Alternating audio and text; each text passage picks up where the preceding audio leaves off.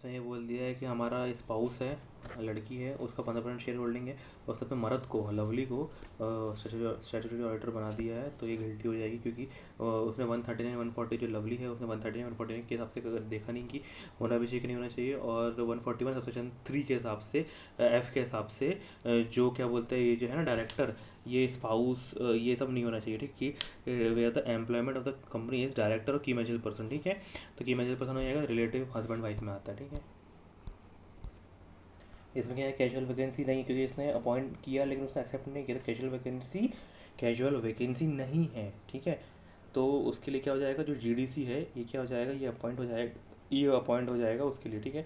ये first auditor है, तो ये गिल्टी हो जाएगा। क्यों गिल्टी हो जाएगा, क्योंकि तो हम बता रहे हैं ना, साले तेरी रिस्पॉन्सिबिलिटी की, तो 139 140 क्लॉज 9 के हिसाब से 139 140 के हिसाब से अपॉइंटमेंट चेक कर पूरा।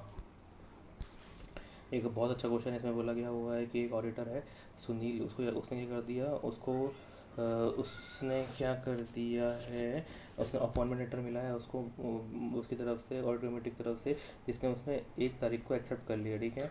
31/7 को उसको मिला था, ठीक है। एंड देन उसको सुई क्या कर रहा है, फिक्स कर रहा है, मीटिंग फिक्स कर रहा है पुराने ऑडिटर से कि भाई तुमने क्यों किया, क्यों तुम्हें रजिस्ट्रेशन दिया था पिछले साल, ठीक है। और जो बोर्ड डायरेक्टर क्या कर रहा है, एडिटिव 1 फाइल कर रहा है रजिस्ट्रार से, विद रजिस्टर ऑन 31 अक्टूबर को फाइल कर रहा है, ठीक है। मतलब 30 दिन, 1 महीने बाद कर रहा है। बेटा Sunil after performing the audit issue his audit report the registrar ने बोल दिया इंक्वायरी नहीं कर, ठीक है। तो हम बताएंगे 139 के हिसाब से, 139 के यहाँ रेफरेंस देंगे कि भाई 139 140 के हिसाब से बराबर होना चाहिए, और कैजुअल वैकेंसी के बारे में बताएंगे। और कैजुअल वैकेंसी होती तो बोर्ड ऑफ डायरेक्टर को 30 दिन के अंदर रजिस्ट्रार को भेजना पड़ता है, ठीक है। इट शैल बी अप्रूव्ड, और जो रेजिग्नेशन हुआ है कैजुअल वैकेंसी का ऑडिटर का, इट शैल, तो इस सच अपॉइंटमेंट है, if such casual vacancy result, जो अपॉइंटमेंट हो रहा है, जो कैजुअल वैकेंसी की वजह से हो रहा है, तो जो अपॉइंटमेंट जो हम कर रहे हैं ना, it shall be approved by company general meeting with in 3 month from the recommendation of board. जैसे कि पुराना वाला चले गया, वो कैजुअल वैकेंसी की वजह चले गया, तो हम क्या करेंगे, जनरल मीटिंग करेंगे 3 महीने, जब से आज मैंने रिकमेंड कर दिया कि भाई साहु जी को हमको बनाना है, तो आज से 3 महीने के अंदर हम क्या करेंगे, बोर्ड का ये जनरल मीटिंग करके, द बोर्ड एनुअल मीटिंग, ठीक है। और जो क्या, now approval, the such appointment will be approved within 3 months from the recommendation of the board, and जो ऑडिटर, नया auditor, he shall continue with the next annual general meeting, ठीक है। उसको तो बताना पड़ेगा कि 140 141 हिसाब से जो अपॉइंटमेंट हुई है ऑडिटर की, वो सब बराबर हुई है। और उसके बाद जो ऑडिटर को कहेगा, also file notice to such appointment with registrar को करना पड़ेगा within 15 days from of the meeting in which the auditor is appointment. 15 दिन के अंदर रजिस्टर को बता दो। और क्लॉज 8 में भी गिल्टी हो जाएगी, क्योंकि उसने एक्सेप्ट करने के पहले पूछा ही नहीं। वो बाद में भले मीटिंग कर रहा है, लेकिन उसने पहले पूछना चाहिए था एक्सेप्ट करने में, तो इसीलिए वो क्लॉज 8 क्लॉज 9 दोनों में गिल्टी हो जाए। जो क्लॉज 10 आता है उसमें मैं कुछ मत देखो, CRB fund management service, clause 10 मतलब बोलता है कि क्लॉज 10 सबसे बोलता है कि इफ़ अ चार्टर्ड अकाउंटेंट क्या हो जाएगा, if offer to accept, if he accept an offer to accept charge an offer to charge any parts of profits from his professional service and fees, कोई professional service fees charge करता है from percentage of profits and contingent amount finding करता है, then guilty हो जाएगा। Except CRB fund management service, C for corporate society, and then R for recovery receiver liquidator, V for valuing of the property, and then fund management service, fund raising service, and then fund management consulting service, उसके बाद debt recovery services, cost optimisation, insolvency profession, non assurance for non audit clients. तो ये वाले question में क्या बोल रहा है कि 1 करोड़ की हमने 60,000 रुपये चार्ज कर रहे हैं क्रेडिट फैसिलिटी जो सैंक्शन करवाई है उसकी, ठीक है। तो फंड मैनेजमेंट सर्विस में आता है ये, ठीक है, फंड रेजिंग सर्विस। ये क्लॉज 11 बोलता है कि क्या बोलते हैं, चार्टर्ड अकाउंटेंट क्या एंगेज इन बिजनेस और ऑक्यूपेशन है, डायरेक्टर भी आता है, occupation other than profession of chartered accountant unless permitted by council. ये तो मैंने पढ़ लिया, ठीक है, कि डायरेक्टर रह सकता है वो, ठीक है, लेकिन उसका जो एम्प्लॉय है उसके जो अनलेस ही और his partner is interested in such company as an auditor, unless, ठीक है, मतलब अगर ऑडिटर होते हैं तो नहीं बन सकता, सीधी सी बात है।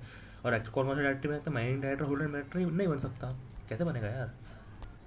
देखो देखो क्या बोलता है 141 क्लॉज 11 में बोलता है कि जो डायरेक्टर है हमारा, अगर पार्टनर है जैसे कि जो मिस्टर बी है वो डायरेक्टर बनना चाह रहा है, अपॉइंटमेंट में है ग्रीन कंपनी में, लेकिन उसका जो पार्टनर है सी, वो उस कंपनी का स्टैट्यूटरी ऑडिटर है, तो वो तो बन नहीं सकता क्लॉज 11 के हिसाब से, क्योंकि क्लॉज 11 लग नहीं सकता है। लेकिन काउंसिल की गाइडलाइन के हिसाब से जहाँ पर जो मेंबर है, जो डायरेक्टर है, तो उसके जो सेड मेंबर है, तो जो फर्म है जिसमें वो पार्टनर है, वो उस कंपनी के फाइनेंशियल स्टेटमेंट्स में ओपिनियन नहीं दे सकते। तो जब कर ही नहीं सकते ऑडिट, तो ओपिनियन काहे बनेंगे, समझ में नहीं आ रहा, ठीक है। लेकिन और इसी में क्लॉज 4 पार्ट 1 और सेकंड शेड्यूल भी लग जाता है कि भाई expressing an opinion financial statement on business in which he his partner has a substantial interest would conduct misconduct. देखो इसमें बोल दिया कि जो ऑडिटर है वो क्या करना चाह रहा है, मैनेजमेंट कंसल्टेंसी सर्विस में मैनेजिंग डायरेक्टर बनना चाह रहा है, लेकिन वो क्या है, प्रैक्टिस चार्टर्ड अकाउंटेंट है।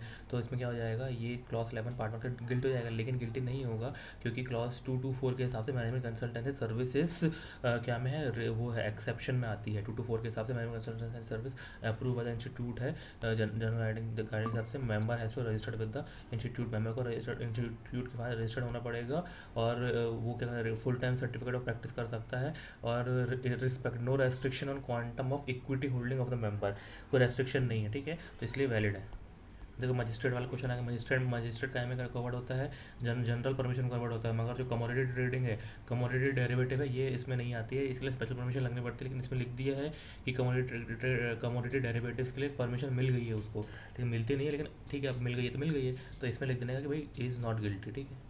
देखो पहले क्वेश्चन में क्या बोल दिया हुआ है कि जो देखो जनरल गाइडेंस में बोल दिया है कि देखो जो ऐसे वो क्या कर रहा है, इन्वॉल्व इक्विटी रिसर्च कर रहा है, और अपने फ्रेंड्स को, फिर रिलेटिव्स को और सबको गाइड कर रहा है इक्विटी शेयर्स के बारे में, ठीक है। लेकिन एथिकल स्टैंडर्ड बोर्ड के गाइडलाइंस के हिसाब से वेरी वेरी इंपॉर्टेंट है कि चार्टर्ड अकाउंट के हिसाब से कर सकता है may be in equity advisor, but I can not publish a retail report, retail report publish नहीं कर सकता, it involve amount to be other production.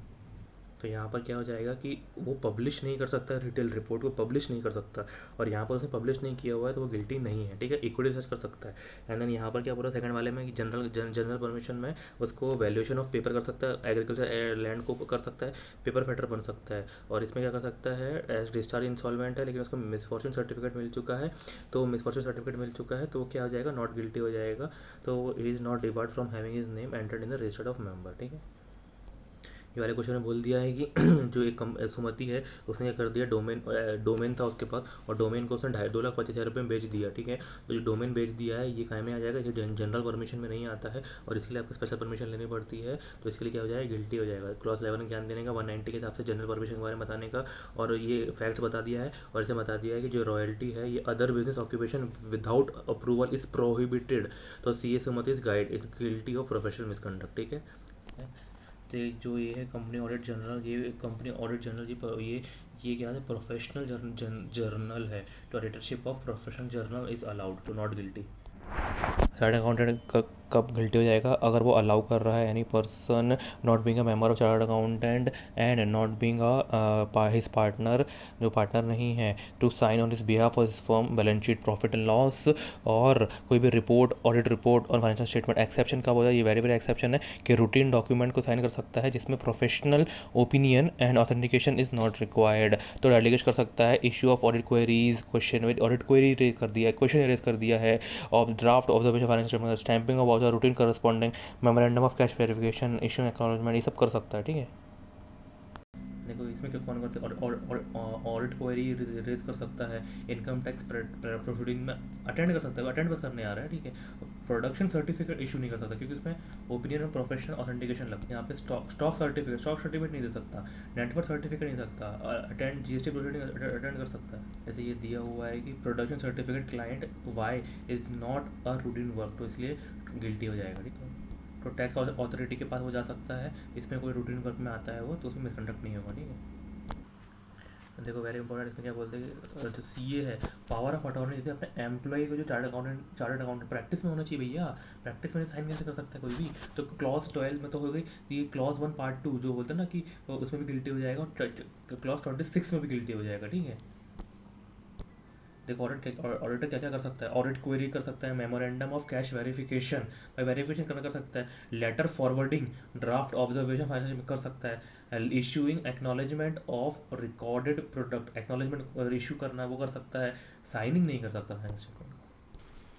Clause 1 part 2 of first schedule में बोला गया है कि क्या कर सकता है, पे और allow, agree to pay allowed to any directly indirect to any person share in emoluments of employment undertaker में ही, बट क्या करता है, he can share with relative dependent friends if it is not considered for procuring and recurring on job, और जो procure and retaining है with own professional capacities में होना चाहिए, ठीक है। और इसमें क्या बोलता है, इफ़ ही एक्सेप्ट और agrees to accept fees profits gain from lawyer, CA, bureau और agent customer in the form of commission gratification, ठीक है, रिगार्डलेस मिसकंडक्ट हो जाएगा regard of the fact that he was in whole time और part time employment और holding COP। जो मैंने बोला उसका मतलब यह था कि होल्डिंग COP होल्ड करेगा या नहीं करेगा इससे कोई मतलब नहीं पड़ता है। अगर वो होल्ड टाइम एम्प्लॉय है या पार्ट टाइम एम्प्लॉय, उससे कोई फ़र्क नहीं पड़ता है। अगर ये सब किया है, पास किया है, कमीशन लिया है, ग्रेटिफिकेशन लिया है, तो disqualified. Clause 1 part 3 of first schedule क्या बोलता है, if not being a fellow member act as fellow member. Clause 2 क्या बोलता है, if failure to supply all the information called for, if failure to comply the all comply with the requirements asked for. 2 कौन सी हो जाएगा, director discipline, board of discipline, disciplinary committee, quality review board and then उसके बाद appellate authority, ठीक है। Third क्या बोलता है, इसके बाद क्या बोलता है कि इसके बाद ये बोलता है कि जैसे कि एक एग्जांपल दिया हुआ है, आर्टिकल असिस्टेंट को फिर हम कर रहे हैं, ट्रेन कर रहे हैं, जबकि ICA की मेंबरशिप चली गई है। और थर्ड क्या बोलता है कि all the info while inviting professional work from other CA and then tender को रिप्लाई करने के लिए या फिर राइट अप के लिए, या फिर 6 और 7 में जो भी इन्फॉर्मेशन बुलाई गई है knowing it to be false है, गिल्टी।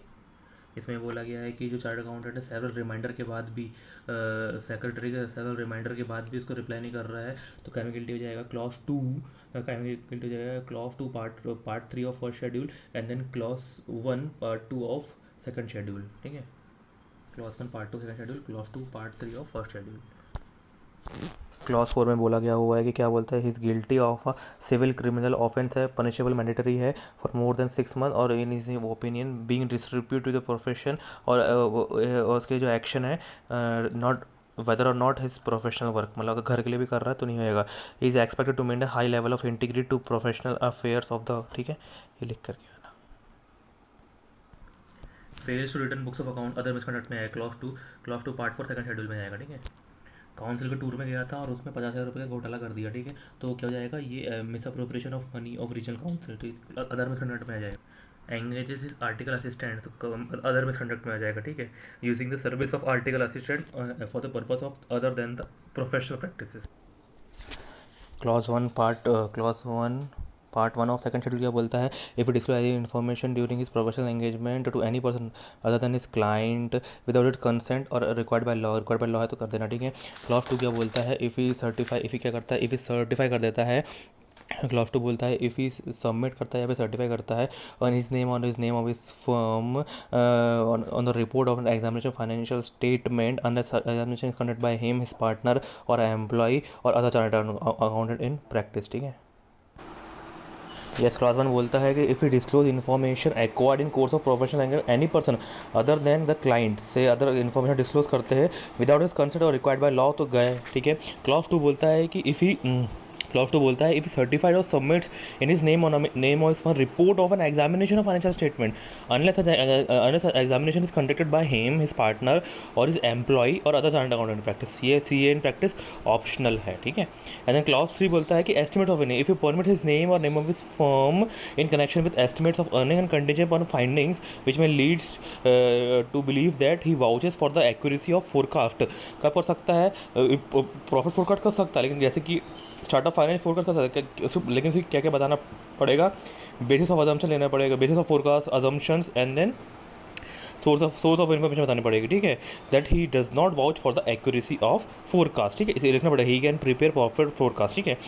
क्लॉज 4 बोलता है 2 का square if express his opinion financial statement of business और enterprise in which he his firm partner in his firm has a substantial interest, ठीक है, ये सब्सटेंशियल इंटरेस्ट है, या फिर जो कूलिंग पीरियड है not accepting audit of a company for 2 year from the date of completion, इसका मतलब ये है कि 2 साल उसे खत्म नहीं हुए हैं, जब वो डायरेक्टर था उस कंपनी का और उस कंपनी का डायरेक्टर छोड़ के उसको, जब उसने छोड़ा है टेन्योर खत्म हुआ, रेजिग्नेशन दिया है, वो 2 साल तक वो उसका फर्म उस कंपनी का ऑडिट नहीं कर सकती है, ठीक है। अब सी ए कान सर्टिफाइड ये सब एम्प्लॉयमेंट ऑडिट ऑफ कॉलेज नहीं कर सकता, ट्रस्ट नहीं कर सकता, all type of audit, financial statement audit, relative of the member, books of account नहीं कर सकते हैं, स्टैट्यूटरी ऑडिट नहीं कर सकते, इंटरनल ऑडिट नहीं कर सकते हैं, जो स्टैट्यूटरी ऑडिटर है वो इंटरनल ऑडिट नहीं बन सकता, इंटरनल ऑडिटर टैक्स ऑडिट नहीं बन सकता, ठीक है। और क्लॉज 5 क्या बोलता है, if he fails to disclose a material facts known to him which is not disclose in a financial statement but disclosure which is necessary in the financial statement which are but disclosure which is to make financial statement not misleading, ठीक है। About non creation of जैसे singing fund नहीं बनाया तो गया, ठीक है। और दो जैसे कि EPF का बनाना चाहिए था लोन, लेकिन से बताया नहीं उसने, ठीक है। एंड देन क्या बताया है, fails to report a material misstatement known to him to appear in a financial which is concern in a professional case, जो मटेरियल मिसस्टेटमेंट जिसको known to him but appear बताया नहीं है, if fails to does not exercise due diligence नहीं exercise किया और is grossly negligent in conduct of his professional duties, ठीक है। तो इसमें क्या हो जाएगा, इसलिए इसलिए ये हम इसलिए करते हैं टू जज, टू वाइटल नेसेसरी की टू जज द वेदर अकाउंटेंट है ये हॉनेस्टी है और रीजनेबली डिस्चार्ज ड्यूटी कर रहा है या नहीं कर रहा है। द एक्सप्रेशन है it's widely it is the express negligent it is widely field है, फ्रंटियर ऑफ फ्रॉड, इससे रटना है अपने को। इट इज़ वाइडली नेग्लिजेंस है, ये वाइडली फील्ड है, frontier of fraud to collect, ठीक है। एंड देन उसके बाद टू माइनर नेग्लिजेंस लिख देने का, बस खत्म कहानी। ये पढ़ लेने का हमको। Issue certificate consumption certificate raw material based on minutes of, मतलब नेग्लिजेंटली हरकत कर रहा है। रॉ मटेरियल सर्टिफिकेट मिनट से देख के बता दिया, not submitting the report in due time, जिसकी वजह से इसको स्टैट्यूटरी रिक्वायरमेंट्स की वजह से नुकसान हो गया उसको बेचारे को। To certificate of circular in one drill newspaper and share password DSC share कर रहा है। Fails to obtain sufficient information, sign 8 तक साइन नहीं मिलते, sufficient information necessary for expression of opinion, इसको ये fails to obtain sufficient information, fails to invite attention to a material departure from a generally accepted procedure of audit, ठीक है। And then 10 क्या बोलता है, fails to keep an money of his client other than fees और remuneration separate bank account में नहीं रखा है, ठीक है। जैसे कि एडवांस मिला है तो वो अलग है, लेकिन जो ट्रस्टी है एग्जीक्यूटर लिक्विडेटर बना तो अलग अकाउंट बनाना पड़ेगा। Money receive from expenses to be incurred in reasonably short time not to be deposit in the bank, जो शॉर्ट टाइम के लिए खर्चा है वो अलग रखने की जरूरत नहीं है, ठीक है। क्लॉज 2 वैसे सिंपल है। क्लॉज 2 है, क्लॉज 2 ये बोलता है कि clause 1 part 2 of second schedule ये बोलता है contravenes any of the provisions of the provision of the law regulations made there under and then guidelines issue by the council. इसमें अगर कुछ भी कार्य करोगे तो गए तुम भटेगे भाव, ठीक है। जैसे कि एग्जांपल देख लेते हैं हम, क्या बोलते हैं, ऑडिट क्लर्क है, जो audit clerk in service with him article, जैसे कि और ऑडिट क्लर्क आर्टिकल एम्प्लॉयड है एल्सवेयर, हमारा आर्टिकल एम्प्लॉयड कहीं और काम कर रहा है 11 से 5 और ऑफिस आ रहा है। आर्टिकल इंटर्न है, आर्टिकल को हम रख लिए हैं जिसमें वैकेंसी नहीं है फिर भी आर्टिकल को रख लिए। और issue certificate as CA, even भी COP नहीं है फिर भी सर्टिफिकेट इशू कर रहा है, तो गाइडलाइंस ये सब गड़बड़ हो जाएगी, ठीक है। लोन ले लिए फर्म से, फिर जिसके जो फादर और आर्टिकल जिसमें वो लोन ले लिए, स्टाइपन पे नहीं कर रहे हैं, और undisputed accepted and undisputed audit fees, ठीक है। सेकंड क्या बोलता है, being an employ of a company if he person disclose confidential employ, अगर एम्प्लॉयमेंट में आप डिस्क्लोज कॉन्फिडेंशियल इन्फॉर्मेशन करते हो तो गए भटेगा भाव। 3 क्या बोलता है, सिर्फ includes any statement information returns on forms, अगर इन सबको knowing it to be false करते हो तो गए। डिफल्गेशन और एम्बेजमेंट और फॉर प्रोफेशनल कैपेसिटी करते हो तो गए। अगर 6 महीने के ऊपर इम्प्रिजमेंट पनिशमेंट हो गई तो अदर मिसकंडक्ट में गए। और clause 1 part 3 of second schedule में भटे के भाव गए, ठीक है। इसमें क्या बोलता है, जैसे इंक्लूड एनी इन्फॉर्मेशन, इसमें जैसे ये clause 3 part 3 of fourth schedule में गए। इसमें उसमें क्या था, उसमें ये था कि अगर किसी हमने प्रोफेशनल अकाउंटेंट से CA से हमने काम मांगा था, या फिर हमने टेंडर इंक्वायरी बराबर नहीं किए, या फिर राइटअप नहीं किए, या फिर क्लॉज 6 और 7 में knowing it to be false, तो वहाँ पे गए। लेकिन other information statement information return and form कोई और अदर इन्फॉर्मेशन रहती है तो यहाँ पे गए, ठीक है। जैसे कि यहाँ पर क्या बोल दिया कि जो CA है वो 30 घंटे से ज़्यादा काम कर रहा है being a manager of a company, और बता रहा है कि मैं फुल टाइम प्रैक्टिस में हूँ, ब्रांच ऑडिट चाहिए उसको। ऐसा नहीं हो जाए चलता ना भैया। देखो इसमें क्या बोल दिया है कि देखो clause 3 part 1 of second schedule में बोला गया कि एस्टिमेट ऑफ अर्निंग और कंटेंजेंट में फाइंडिंग नहीं होना चाहिए। अभी क्या बोल रहा है कि फाइनेंशियल फोरकास्ट किया हुआ है for the client which is forwarded to the client bank based on the bank sanction loan to the client, उसके आपसे फाइनेंशियल फोरकास्ट किया हुआ है। अब फाइनेंशियल फोरकास्ट करना वैसे अलाउड नहीं है, क्योंकि और नहीं करता, लेकिन ये जो ऐसे ही 3 4 प्रोस्पेक्टिव फाइनेंशियल इन्फॉर्मेशन रेफरेंस देना, तो ऑडिटर में भी आस्क्ड टू एग्जामिन, क्योंकि भाई बैंक चाहती है ना कि लोन देंगे तो इसका फाइनेंशियल फोरकास्ट बनाओ, तो क्रेडिबिलिटी टू एनहांस इस credibility whether is intended to third party, तो क्या करना पड़ेगा, डज नॉट वाउच होता है, इसलिए करना पड़ेगा। इसीलिए क्या होगा, तो जेड है, ये क्या कर रहा है, certified a financial forecast of his client which was forwarded to this दस mister Z is not liable. Very important point है, ठीक है। देखो याले इसमें बोला है कि प्रोजेक्टेड फाइनेंशियल स्टेटमेंट बोला है, और वहाँ पे क्या बोला, प्रोजेक्टेड फोरकास्ट, तो फोरकास्ट करना अलाउ रहता है, लेकिन फाइनेंशियल स्टेटमेंट को फोरकास्ट करना इज नॉट अलाउड, ठीक है भैया, ऐसा बोला गया हुआ है, तो यहाँ पे गिल्टी है, फाइनेंशियल स्टेटमेंट को फोरकास्ट किया तो गिल्टी। यहाँ पर बोला है कि ऑडिटर क्या कहता है, प्रॉफिट फोरकास्ट रिव्यू कर सकता है। ठीक है, 400 ये जो है ना, इसको बहुत बहुत ज़्यादा इंपॉर्टेंस देगा, याद कर लेना है अभी, और इसका रेफरेंस लिख कर के आना है पूरा, अभी मार्क्स मिलेगा, ठीक है। अगर एस्टिमेट ऑफ अर्निंग वाला क्लॉज 3 पार्ट 1 और सेकंड शेड्यूल लिखना है तो ये साथ में आएगा ही आएगा। ये बहुत अच्छा क्वेश्चन बन सकता है, वेरी वेरी इंपॉर्टेंट क्वेश्चन है। इसमें बोला गया हुआ है कि एक चार्ट अकाउंटेंट फर्म है, उसमें क्या कर रहा है, हमारी जो सी ए फर्म है उसको evaluate the cost of the various product manufactured by it, जो कंपनी की मैन्युफैक्चर करती है उसके बारे में एवेल्यूट करने के लिए बनाया, लेकिन जो हमारी फर्म उसका पार्टनर वहाँ पर नॉन एग्जीक्यूटिव डायरेक्टर है, तो ये हो सकता है, तो clause 4 part 1 of second schedule को रेफरेंस देकर के पूरे ज्ञान देने का, एंड उसके बाद बोलने का कि लेकिन ये जो कॉस्ट सर्विस है ये मैनेजमेंट कंसल्टेंट सर्विस आती है, मैनेजमेंट कंसल्टेंट सर्विस आती है, इसलिए it is not a misconduct. Substantial interest वाला क्वेश्चन है, वही वाला क्वेश्चन है, लेकिन इसमें कहाँ खेल लिया इसने, स्पाउस का सिस्टर का हस्बैंड का 75% ओनरशिप है, तो ये चलता है, ठीक है भाई यार, गजब है। एस 18 के बारे में बताया गया कि कौन कौन सा रिलेटिव कौन कौन से सब्सटेंशियल इंटरेस्ट के लिए कौन कौन सा रिलेटिव है, तो स्पाउस का सिस्टर का husband not covered.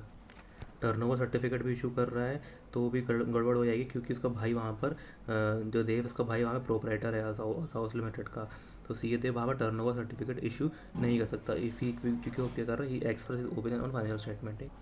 C A को कुछ इरेगुलरिटीज़ मिली, इरेगुलरिटीज़ का रिपोर्ट ही नहीं किया, मतलब face to disclose material facts known to him वाला को क्लॉज आएगा, तो क्लॉज 5 पार्ट 1 ऑफ, ये वही जो वाला क्वेश्चन है कि 10 लाख रुपए का लोन लिया है, 10 लाख रुपए का लोन लिया है ईपीएफ से, लेकिन कंपनी ने दिखाया नहीं है और तुमने भी इग्नोर मार दी, तो क्लॉज 5 में गिल्टी।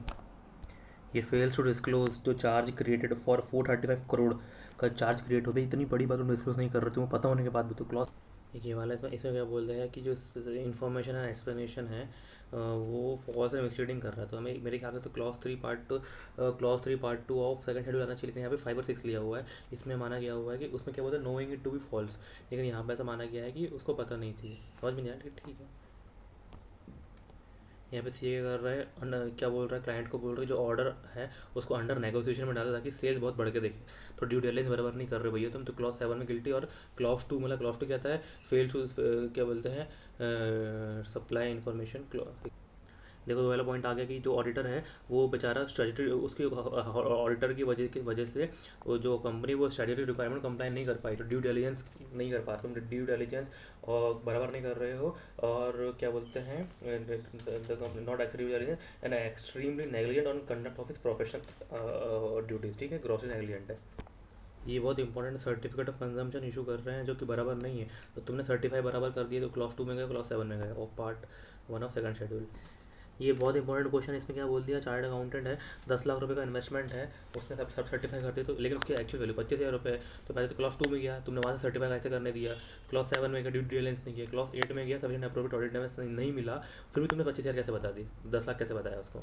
ऐसा कोई भी क्वेश्चन आएगा कि भाई आर्टिकल के, भाई आर्टिकल से फ़ायदा उठा रहे हैं, मतलब आर्टिकल के पापा, आर्टिकल का बाप मैनेजिंग डायरेक्टर था या फिर कुछ भी था, आर्टिकल से हम फ़ायदा उठा रहे हैं, लोन ले रहे हैं, तो clause 1 part 2 of second schedule में गिल्टी, वही provision made there under, provision of any law regulation made there under, guideline issue बताई सी। बताओ, स्टाइपन दे रहे हैं 5% का, क्योंकि वो कमा नहीं रहे हैं, तो पाँच इसमें भी guilty, clause 1 part 2 of second schedule. UDN generate नहीं कर रहे भैया, बताओ कि ज़रूरत नहीं है, यूडीएन जनरेट करना बहुत ज़रूरी है, तो क्लॉज 1 पार्ट 2 सेकंड शेड्यूल में गए, और यूडीएन के बारे में थोड़ा सा ये ज्ञान लिख देने का कि भाई सर्टिफिकेट में 1 फरवरी 2019 का सब में कंपलसरी है, जीएसटी में 1 अप्रैल 2019 में 1 अप्रैल से 2019 से कंपलसरी है, और फेबररी में सर्टिफिकेट्स में, और ऑल अदर एश्योरेंस में 1 जुलाई से इफेक्टिव है। आर्टिकल से भलते ही काम करवा रहे हैं, मतलब वो स्टडी करेगा और फिर ऑफिस टाइम पे नहीं आएगा, बराबर काम नहीं करेगा, तो नुकसान है, हमारा नुकसान है, तो क्या हो जाएगा, क्लॉज क्लॉज 1 पार्ट 3 में गिल्टी हो जाएगा, पार्ट 2 सेकंड शेड्यूल। और यहाँ पे क्लॉज 3 भी डाल दिया है। क्लॉज 3 मतलब knowing it to be false, clause 3 में बता दिया है। यहाँ पर वो कॉलेज में तो जा रहा था और हाँ ऑफिस भी नहीं आ रहा था, तो पहले तो गिल्टी हो जाएगा क्लॉज 1 में, clause 1 part 2 second schedule. Clause 3 में हो जाएगा क्योंकि वो आईसीआई को हैड गिवन फॉल्स इन्फॉर्मेशन कि भाई वो बराबर नहीं आ रहा है, झूठ बोल रहे हो। तो स्टेटमेंट इन्फॉर्मेशन रेगुलर, सिर्फ statement information return and form गलत दे रहे हो तुम। हम क्या कर रहे हैं, हम ऑडिट, हम पी को पार्टनर बता रहे हैं। क्यों बता रहे हैं? क्योंकि हमको एम्पनलमेंट करना है, लेकिन बाद में पता चलता है जो पी है वो पार्टनर है ही नहीं, तो गिल्टी। कौन सा? क्लॉज 3 में गिल्टी। ये जो पहला वाला बोला है कि जो ऑडिटर है वो क्या हो रहा है कि वो कॉलेज में लेक्चरर बन रहा है और उसने परमिशन भी नहीं ली है, वो पार्ट टाइम लेक्चरर है। और तो इसमें क्या, clause 4 part 1, clause 4 part 1 of second schedule में गिल्टी, और clause 11 part 1 of first schedule में गिल्टी। ठीक है, लिखा हुआ है कि he can not audit he can not audit he cannot audit of a college if he is working as a part time lecturer in the college। ठीक है, और क्लॉज 11 में भी गिल्टी है क्योंकि स्पेशल परमिशन नहीं ली। ये information fall information is the clause 3 part 2 of second schedule में गिल्टी है। ठीक है, और जो C S R activity clause 6 part 1 of first schedule में गिल्टी है, सी एस आर एक्टिविटी वाला। देखो फर्म का नाम, जो स्पॉन्सरिंग एक्टिविटीज में फर्म का नाम दे दिया, तो फर्म का नाम अलाउड बिल्कुल नहीं है, सी ए वाले लिख सकता है मेरे ख्याल से, है ना। इसमें बोला गया है कि ए के एंड पी के लिमिटेड है, ये क्या है, network from A to Z affiliates में क्या होगा, मर्ज हो गया है। तो इसका कहने का मतलब ये है कि अगर नेटवर्क में अगर आप चले आते हो तो आपको ऑल रिक्वायरमेंट्स रिलेशनशिप जितने भी रिक्वायरमेंट्स है वन रिलेशनशिप है network arise, it will be necessary for to comply with all the ethical requirements prescribed by the institute. ठीक है, देखो हमारे ऑडिट के लिए टैक्स ऑडिट के लिए बारे में बोला गया हुआ है कि एक ऑडिटर फॉर्म 3CD भर सकता है, उसको 60 ऑडिट कर सकता है, लेकिन अगर 10 पार्टनर है तो 300 ऑडिट कर सकते हैं, लेकिन एक इंसान साइन पूरी कर सकता है। ठीक है, एंड देन जो पार्टनर है वो फुल टाइम प्रैक्टिस में होना चाहिए, और each year audit separate assignment कहलाएगा। ठीक है, मतलब ये साल का ऑडिट, ये अलग असाइनमेंट, वो अगले साल का अलग असाइनमेंट। ठीक है, एंड देन कंपनी है बैच ऑफ हेड ऑफिस का ऑडिट करती है, ब्रांच का भी करती है, इसको टैक्स ऑडिट एक काउंट करेंगे। ठीक है, और जो 44 एडीए काउंट नहीं करेंगे। और नंबर ऑफ पार्टनर कंसिडर्ड कैसे करेंगे, टैक्स ऑडिट लिमिट नंबर, जो डेट ऑफ एक्सेप्टेंस, जैसे आज हमने एक्सेप्ट कर लिए है, और डेट ऑफ साइनिंग यहाँ से अलग एक ऑडिट काउंट करेंगे। ठीक है, और चैप्टर नंबर 27 के हिसाब से अगर अनडिस्प्यूटेड ऑडिट फीस अगर नहीं दी है पुराने वाले ऑडिटर को, तो हमने पुराने वाले ऑडिटर का साथ नहीं दिया, तो ये वाले इसमें गिल्टी हो जाएगा। ठीक है, चैप्टर 7 में कोई भी सी है वो मैक्सिमम 20 ऑडिट असाइनमेंट एक्सेप्ट कर सकता है, जैसे कि 1% company, small company, development company, private limited company, ऐसे 100 करोड़ है, तो ये सब स्मॉल कंपनी में आता है। ठीक है, और पब्लिक कंपनी 20 है। ठीक है, एंड देन जैसे कि यहाँ पर क्या बोला गया हुआ है, जैसे कि यहाँ बोला गया है कि जो सी ए आयुष है 25 टैक्स ऑडिट एक्सेप्ट कर रहा है। ठीक है, इसकी paid up share capital 100 crore से ज़्यादा है, तो ये काय में काउंट हो जाएगा, ये उसमें काउंट हो जाएगा, तो 20 लिमिट्स के अंदर आना चाहिए। ठीक है, तो मैक्सिमम 20 ऑडिट ही एक्सेप्ट कर सकता है, लेकिन how many small company audit he can accept, तो स्मॉल कंपनी टोटल लिमिट कितनी है, 30 में से इसमें से 20, इसकी 20 कर सकता है, और बचे हुए 10 स्मॉल कंपनी कर सकता है। ठीक है, और यहाँ पर क्या बोल रहा है, जैसे कि जो अदर ऑडिट की फीस इतनी है, और अदर फीस ऑडिट फीस से ज़्यादा नहीं हो सकती।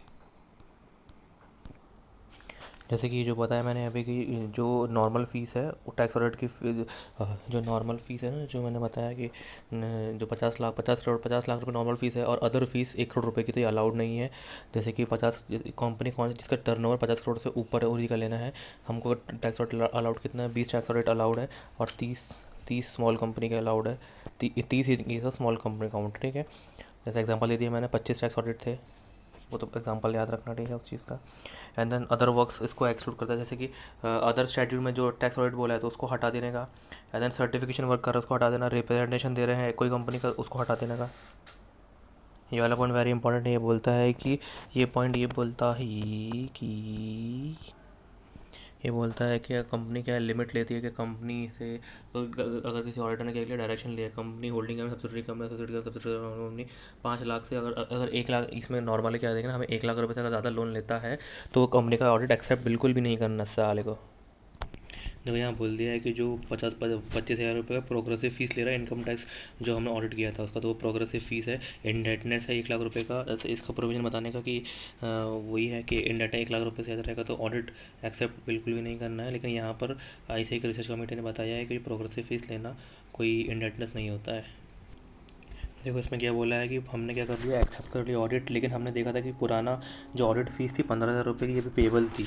और लेकिन ये कौन सी कंपनी है, सिक यूनिट है। तो गाइडलाइंस बताने का कि ICAI गाइडलाइंस हिसाब से अगर हम एक्सेप्ट करते तो प्रोफेशनल मिसकंडक्ट में गिल्टी पा जाएंगे अगर अनडिस्प्यूटेड ऑडिट फीस पेमेंट बची है। लेकिन अगर ये केस अप्लाई नहीं होता है, जिसकी नेटवर्थ है नेगेटिव, नेटवर्थ नेगेटिव यानी उसकी टोटल जो लाइबिलिटी है ग्रेटर देन हिज नेटवर्थ।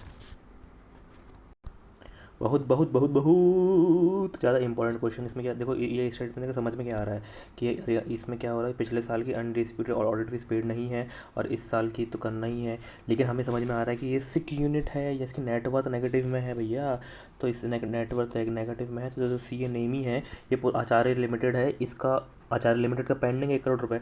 तो CA नमी एक्सेप्ट कर सकती है कि यस, क्योंकि ये नेगेटिव नेटवर्थ वाली है, सिक यूनिट है बाबा। नॉर्मल ऑडिट फीस 50 लाख है, other audit fees remuneration 2 crore रुपये 1 करोड़ रुपये का है, बिल्कुल अलाउड नहीं है।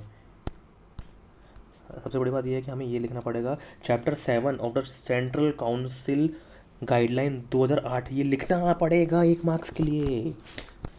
क्या बोलेंगे, CCC central council guideline, central council guideline. देखो यहाँ पे क्या बोल दिया है कि एक नई कंपनी का एक ऑडिटर लोग ने 5,000 रुपये की फ़ीस में अप्लाई कर दिया है।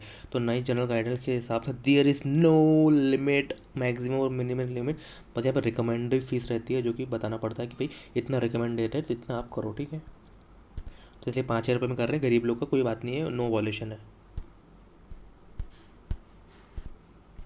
इसमें सिंपल से टैक्स ऑडिट के बारे में बोला गया 290, 6 पार्टनर है तो कितने का, 6 6 6 36 360 कर सकता है। 290 किया है गरीब ने, 70 और मार गया साले को। ये क्या बोला गया, बुक्स ऑफ अकाउंट मेंटेन करना बहुत ज़्यादा ज़रूरी है as per council guideline, CCC central council guideline. अगर क्लाइंट की इन्फॉर्मेशन लेना ज़रूरी है, जनरल इन्फॉर्मेशन ले लो, नाम ले लो, नाम और एड्रेस ले लो, ठीक है। बिजनेस क्या करते हो वो ले लो, पेरेंट के नाम बताओ अगर सब्सिडरी है तो, और लास्ट ऑडिटेड फाइनेंशियल स्टेटमेंट बताओ, ठीक है। और रेगुलेट टाइप ऑफ एंगेजमेंट क्या है वो बताओ, रेगुलेटरी इन्फॉर्मेशन क्या क्या बताओ, देखो पैन बताओ, एड्रेस बताओ डायरेक्टर का, और डेन और सिन बताओ, ठीक है। एंड देन डायरेक्टर एड्रेस और नेम। इसमें बोला गया कि जो ऑडिटर है वो बुक्स ऑफ अकाउंट नहीं बना रहा है क्योंकि लेस देन द लिमिट से 44A की लिमिट्स नहीं हो रही है। लेकिन उसको क्या करना पड़ेगा, तो काउंसिल गाइडलाइन के हिसाब से नाम ये पता सब कुछ लेना पड़ेगा 81 के हिसाब से, एंड देन उसके बाद कैश बुक और लेजर बनाना पड़ेगा। इसलिए गिल्टी है वो, भले 44A की लिमिट से नीचे है लेकिन उसको बुक्स बनाना पड़ेगा। देखो क्या करता था, जो A है वो क्या करता था, कंसल्टेंसी सर्विस देता था, और बाद में पता चला कि जो कंपनी थी वो क्या करती, मनी लॉन्ड्रिंग में एक्टिविटी थी। अब ये बोलता है कि नहीं मैं तो कंसल्टेंसी देता था, तो मेरे पास तो कोई डॉक्यूमेंट्स है ही नहीं, तो इसके लिए क्या जाएगा, भटेगा हो जाएगा। तो क्या नाम डिस्क्रिप्शन मैंने पढ़ा ना अभी, सिन डेन सब बताना पड़ेगा, ठीक है। तो इसके लिए गिल्टी है वो। KYC नॉर्म्स के बारे में जो पता है ना वो बताना पड़ेगा ICAI के हिसाब से। देखो इसमें क्या बोल रहा है कि नेटवर्किंग मतलब क्या होता है कि हाँ एक कंपनी लार्ज स्ट्रक्चर रहता है, जो कॉपरेशन होता है which aim to cooperation of entity within structure के अंदर एक लार्जर स्ट्रक्चर बन जाता है, ठीक है।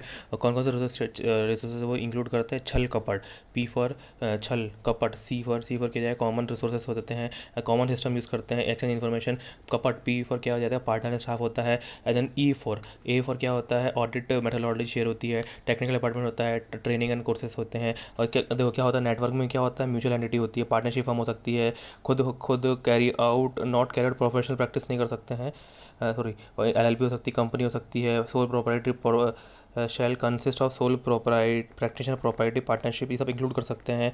And then firm is allowed to joint only one network, ठीक है। और फर्म के कॉमन पार्टनर को भी जॉइंटली ओनली वन नेटवर्क में अलाउ होता है, ठीक है। और अब इन लोग क्या करना पड़ेगा, अफिलिएट्स यूज़ करना पड़ेगा, एसोसिएट्स बंद करना पड़ेगा नाम यूज़ करना, और विद इन 30 डेज़ के अंदर ICAI को बताना पड़ेगा रिसिप्ट ऑफ सच फॉर्म, ठीक है। And mayor approval name shall not be entitled network, ठीक है। Mayor approval of name of network shall not entitled network to carry out the print in own name. जैसे ही practice का नाम मिल जाता है आपको तो खुद के नाम से ही मत कर लो, जो एफिलिएट्स का नाम मिला उसी उसी के हिसाब से करो काम। देखो अभी मैं इतना ही कर रहा हूँ, यहाँ से जितना भी जो है ना थ्योरी वाला पार्ट, ये पूरा दिमाग वाला काम है, मतलब सिर्फ MCQ में नॉलेज के लिए काम आएगा, तो इसको मैं वीडियो देख लूँगा एक बार, ठीक है। बस बहुत हो गई भाई, 2 घंटे का 1 घंटे का पूरा वीडियो बन गया।